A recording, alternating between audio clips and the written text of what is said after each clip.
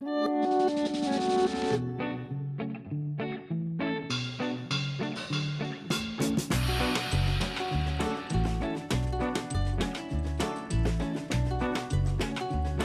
คืออะไรเคบับ กระบับครับ เคบับเลิฟเวอร์นะคะกับในเต็มคุกซอสร้านเดียวกันเหรอ ใช่ครับร้านเดียวกันครับ อ๋ออันนี้คือรู้จักกับคุณแอนนี่กันมาก่อน ใช่ แล้วก็ ครับ มารวมตัวกันคือ ใช่ครับ แล้วคือปกติก่อนหน้านี้คือทำงานอะไรกันมาคะ ผมเป็นมาร์เก็ตติ้งกราฟิกมาก่อนครับ มาร์เก็ตติ้งกราฟิก ใช่ โอ้โห ทำ แล้ว สองอย่างคู่กัน รวยไปนะ เอาเวลาไหนไปใช้เงินถาม ครับ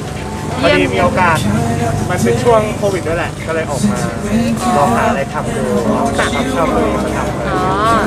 ชอบทานเคบับเหรอคะ ใช่ครับผมเป็นคนชอบแต่ว่าหากินยาก จริง แล้วก็เครื่องเทศบางส่วนใหญ่เขาจะแบบเครื่องเทศเยอะ แล้วเรารู้สึกว่าบางทีเราก็ไม่ชอบเครื่องเทศมากๆอะไรเงี้ยเรามาปรับสูตรในแบบที่ตัวเองชอบ อ๋อ ก็กลายเป็นเหมือนแบบเป็นรูปแบบที่แบบ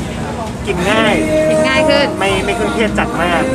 เพราะว่าบางทีเคบับบางที่ก็จะแบบกลิ่นค่อนข้างจะแรงเหมือนกั ใช่ น แล้วก็จะแบบเด็กบางทีเขาก็จะไม่ค่อยชอบแบบเครื่องเทศจัดๆอะไรเงี้ย อ่า เราก็มาปรับที่ทำให้เด็กสามารถกินได้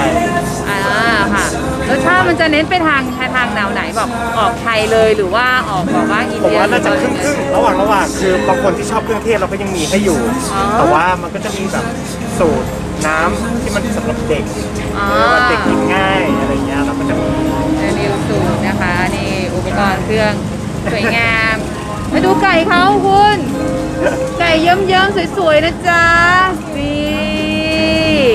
ก็ลองมาทานดูได้ครับ